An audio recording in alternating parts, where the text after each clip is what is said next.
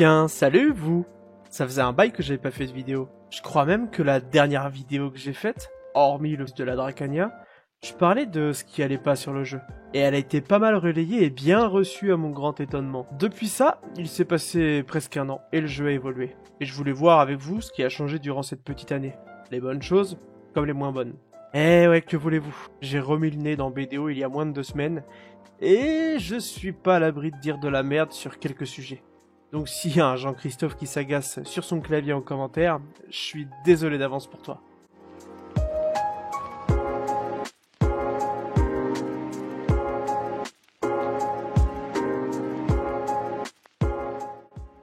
Ici Sank, et on va parler des nouveautés sur Black Desert Online.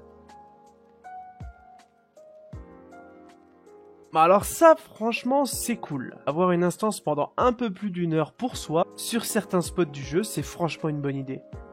C'est cool dans le sens où t'as 0 duel for spot, vu que t'es dans une instance, tu peux claquer tes meilleurs parchemins pour au moins 1 heure par jour.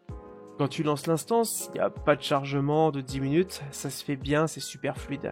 Non, sans déconner, c'est un super bon ajout. La Godair, une façon de cafras une tête Blackstar.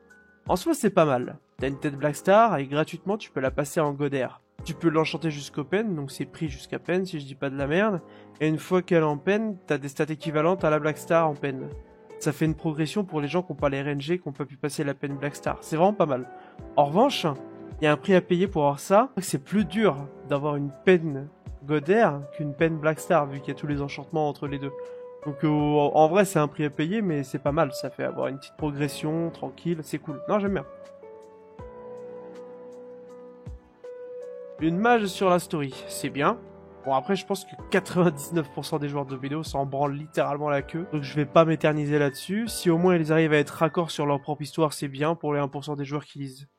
Mais honnêtement, je pense qu'ils arriveront jamais au pied de Final Fantasy XIV ou World of Warcraft.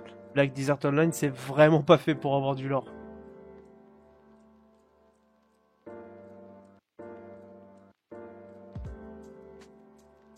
Ah là là, le nerf d'Elvia. Triste nouvelle, quand j'ai compris le nerf des weapons. Alors ouais, t'en drops beaucoup des whips. Bien plus qu'avant, mais t'as un cooldown de 10 minutes avant de reprendre une arme. Donc plus faire 1 heure d'arme si t'es full RNG, mais en revanche, tu peux faire au moins, je pense, minimum 30 minutes par heure de weapon. Donc peut-être que c'est un mal pour un bien. Peut-être qu'au moins ça a égalisé l'average, j'en sais rien. Non, c'est pas mal. Les artefacts, j'ai trouvé ça super cool. Ça permet d'avoir un stuff un peu plus unique, d'avoir des spécialités à moduler comme bon nous semble. XP, grind, life skill, PVP. En vrai, j'ai été étonné de voir ça. Ça me semble être une bonne idée. Je pense qu'ils peuvent améliorer encore le concept un peu plus haut. Alors ça, c'est cool. J'avoue, j'ai pas testé. J'ai pas testé encore. J'espère que ça fonctionne bien. En tout cas, je trouve l'interface des ranks assez sympathique. Ça donne presque envie de s'y mettre. D'ailleurs, j'ai un ami IRL qui est 3ème tamer. Salut Momo-chan, petit cache-chotier. Là. Pour le coup, ça, je trouve ça cool. Peut-être pas méga super utile, mais je la trouve cool. Ça fait du contenu en plus pour les fans de dressage. Rien à dire de plus.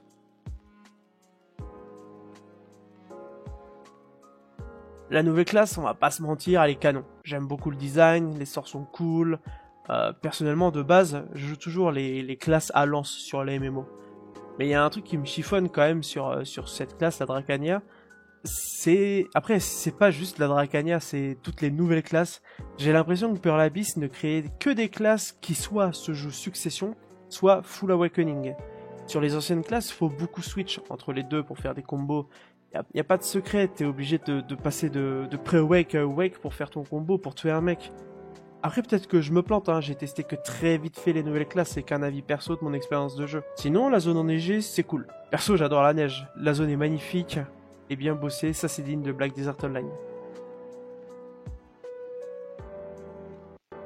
Le casque Dead God, alors il a un autre nom, mais je vais l'appeler casque Dead God. Il est arrivé, ça fait du contenu, ça fait monter les gears, la mécanique a bien fonctionné pour l'armure, donc ils ont pris le même principe pour le casque, why not? Juste déçu que la zone à grind soit solo player, contrairement au Tyros pour l'armure. J'ai aussi remarqué qu'il n'y avait plus de poids pour les caisses pour le commerce impérial et qu'il n'y avait plus d'heures pour vendre les caisses au commerce impérial. Donc ils ont vachement facilité le truc et ça c'est génial parce que c'était quand même une sacrée perte de temps.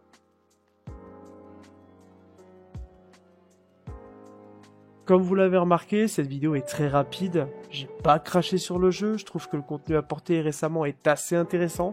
Beaucoup de choses sont à taffer, encore comme le PVP et quelques autres trucs. Mais dans l'ensemble, BDO part dans le bon sens actuellement. Et ça représente bien la quantité faramineuse de nouveaux joueurs qui viennent d'arriver. Et la vidéo est déjà finie. Sur ce, c'était Sank. Abonnez-vous. Ciao!